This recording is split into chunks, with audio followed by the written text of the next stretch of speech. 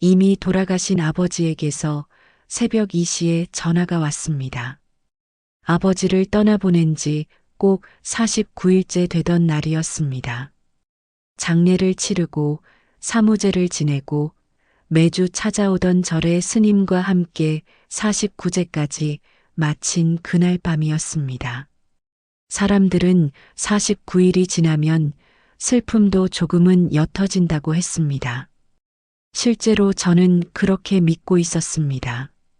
아침에 눈을 떠도 더 이상 아버지의 방문을 열어보지 않았고 저녁 밥상을 차리다가도 아버지의 밥그릇을 꺼내지 않는 날이 늘어가고 있었으니까요. 그런데 그날 새벽 2시 갑자기 휴대전화가 울렸습니다. 잠결에 눈을 비비며 화면을 보는 순간 저는 온몸이 굳어버렸습니다. 발신자 이름에는 분명히 아버지라는 두 글자가 떠 있었습니다. 제가 잘못 본 것이 아닐까 몇 번이나 눈을 깜빡였지만 화면 속 글자는 변하지 않았습니다. 아버지의 번호, 아버지의 이름. 심장이 미친 듯이 뛰기 시작했습니다. 설마. 아니야, 그럴 리가 없어. 머리로는 말도 안 되는 일이라는 걸 알면서도 손은 이미 통화 버튼을 향하고 있었습니다. 만약 이것이 꿈이라면 깨고 싶지 않았습니다. 만약 이것이 정말 아버지라면 단 한마디라도 더 듣고 싶었습니다. 여보세요. 떨리는 목소리로 전화를 받았지만 수화기 너머에서는 한동안 아무 말도 들리지 않았습니다. 숨소리 같기도 하고 바람소리 같기도 한 것이 희미하게 이어졌습니다. 저는 눈을 질끈 감고 다시 한번 말했습니다. 아버지, 저예요. 거기 계세요? 정적이 흘렀습니다. 몇 초가 몇 시간처럼 느껴졌습니다. 그리고 잠시 후 낯익은 목소리가 들려왔습니다. 밥은 먹었니? 그 한마디에 저는 숨이 멎는 줄 알았습니다. 살아생전 아버지가 제게 가장 자주 하시던 말이었습니다. 어릴 적 학교를 마치고 돌아오면 취업 준비로 밤늦게 귀가하면 결혼을 하고 나서도 명절에 얼굴을 비출 때마다 아버지는 늘 그 말부터 꺼내셨습니다. 밥은 먹었니? 다른 말은 서툴러도 그 한마디만큼은 한 번도 빼놓지 않으셨던 분이었습니다. 눈물이 걷잡을 수 없이 흘러내렸습니다. 잊고 지냈던, 아니 잊은 척하고 있었던 수많은 기억들이 한꺼번에 밀려왔습니다. 손이 거칠어질 정도로 밭일을 하시면서도 자식 앞에서는 힘든 내색 한 번 하지 않으셨던 아버지. 제가 첫 월급을 타서 내복 한 벌 사드렸을 때 평생 입을 것처럼 서랍 깊숙이 넣어두고 아끼셨던 아버지. 마지막 병실에서도 당신의 고통보다 제가 끼니를 거르지 않았는지를 먼저 물으셨던 아버지. 아버지, 저 밥 잘 먹고 있어요. 걱정하지 마세요. 그런데, 아버지, 어떻게 된 거예요? 저 너무 보고 싶었어요. 저는 울면서 말을 이어갔습니다. 하고 싶었던 말, 하지 못했던 말들이 본물 터지듯 쏟아져 나왔습니다. 마지막 순간에 손 한 번 더 잡아드리지 못한 것, 좋은 곳 한 번 더 모시고 가지 못한 것, 바쁘다는 핑계로 전화를 자주 못 드린 것. 그렇게 한참을 울며 이야기하는데 전화기 너머에서 이상한 소리가 섞여 들려오기 시작했습니다. 이보시오, 여보세요? 거기, 누구요? 목소리의 결이 조금씩 달라지고 있었습니다. 저는 순간 멈칫했습니다. 분명 아버지의 음성이었는데 뒤이어 들려오는 말투는 어딘가 낯설었습니다. 저는 딸인데요. 아버지 아니세요? 딸이라니, 나는 자네 아버지가 아닌데. 내 이름은 박리세스. 아니, 박영수요. 이 번호가 원래 다른 사람 번호였나 본데 내가 얼마 전에 새로 개통을 해서 저는 그 말을 듣는 순간 머릿속이 하얘졌습니다. 떨리는 손으로 통화를 마치고 나서도 한참을 멍하니 앉아 있었습니다. 그리고 다음 날 저는 이동통신사에 전화를 걸어 사정을 물었습니다. 상담원의 설명은 이러했습니다.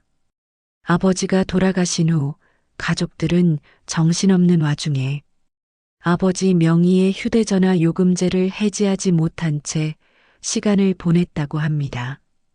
별도로 해지 신청을 하지 않으면 통신사는 일정 기간 이용 정지 상태로 번호를 유예해 두었다가 약 45일에서 50일 사이가 지나면 회수하여 새로운 가입자에게 재배정한다는 것이었습니다. 공교롭게도 그 번호가 다른 사람에게 넘어간 날이 하필 49제를 지낸 바로 그날이었습니다. 그리고 새로 번호를 받은 박영수라는 어르신은 그날 밤 손녀에게 전화를 건다는 것이 잘못 눌러 제게 걸려온 것이었습니다. 자신도 모르게 오래된 습관처럼 밥은 먹었니라고 물으셨던 것은 그분 역시 평생 자식들에게 그 말을 가장 많이 건네온 아버지였기 때문이라고 했습니다. 소름이 돋았습니다.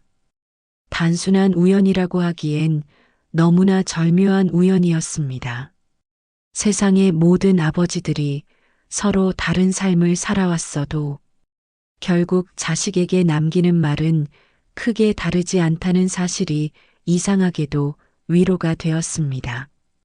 저는 그 길로 박영수 어르신께 다시 전화를 걸어 죄송하다는 말과 함께 사정을 설명드렸습니다. 어르신은 한참을 말없이 듣고 계시다가 조용히 이렇게 말씀하셨습니다. 아가씨, 미안해할 것 하나도 없어요. 오히려 내가 고맙지. 나도 우리 딸한테 그렇게 자주 전화를 못하고 사는데 오늘 아가씨 덕분에 우리 딸한테도 전화 한 통 해야겠다는 생각이 들었어요. 그 말을 듣고 저는 또 한 번 눈물이 났습니다. 슬픔 때문이 아니라 뭔가 다른 감정 때문이었습니다. 그날 이후로 저는 많은 것이 달라졌습니다. 우선 미뤄두었던 아버지의 유품을 정리하기 시작했습니다. 오래된 서랍 속에서 낡은 수첩 하나를 발견했는데 거기에는 제가 태어난 날부터 최근까지 아버지가 손수 적어 내려간 짧은 기록들이 빼곡히 적혀 있었습니다. 딸 첫걸음마, 딸 대학 합격, 딸 결혼식, 눈물이 났지만 참았음, 딸 첫 출산, 손주 얼굴 봄. 화려한 문장 하나 없이 짧은 몇 마디였지만 그 안에 담긴 마음은 어떤 긴 편지보다도 무거웠습니다. 수첩의 마지막 장에는 이렇게 적혀 있었습니다. 오늘도 딸한테 전화가 왔다. 목소리 들으니 좋다. 밥은 잘 챙겨 먹는지 물었더니 걱정 말라고 한다. 그 말이면 됐다. 저는 그 수첩을 가슴에 품고 한참을 앉아 있었습니다. 살아계실 때는 왜 그토록 사소하게만 느껴졌을까요? 밥은 먹었니라는 그 흔한 한마디가 실은 아버지가 평생을 걸쳐 자식에게 전하고 싶었던 가장 큰 사랑의 표현이었다는 것을 이제야 깨달았습니다. 저는 이제 매일 아침 제 아이들에게 같은 질문을 건넵니다. 밥은 먹었니? 대단한 말이 아니어도 괜찮다는 것을 그 짧은 한마디 속에 얼마나 많은 마음이 담길 수 있는지를 저는 이제 압니다. 그리고 얼마 후 명절이 되었을 때 저는 낯선 번호로 문자 한 통을 받았습니다. 박영수 어르신이었습니다. 아가씨 덕분에 딸한테 자주 연락하고 있어요. 고마워요. 아버님 잘 계실 거예요. 짧은 문자였지만 저는 그것이 마치 아버지가 마지막으로 제게 전해주신 선물처럼 느껴졌습니다. 혹시 여러분의 곁에도 너무 익숙해서 오히려 무심하게 흘려보내고 있는 누군가의 목소리가 있지는 않은가요? 오늘 하루만이라도 부모님께 혹은 사랑하는 가족에게 전화를 걸어 이렇게 물어보시길 바랍니다. 밥은 드셨어요? 그 한마디가 언젠가는 가장 그리운 말이 될지도 모르니까요. 그날 밤의 진실을 알게 된 순간 가장 먼저 떠오른 사람은 가족이었습니다. 여러분도 오늘 부모님께 안부 전화 한 통 해보세요. 여러분은 부모님께 마지막으로 사랑합니다라고 말한 게 언제인가요? 한마디만 남겨주세요.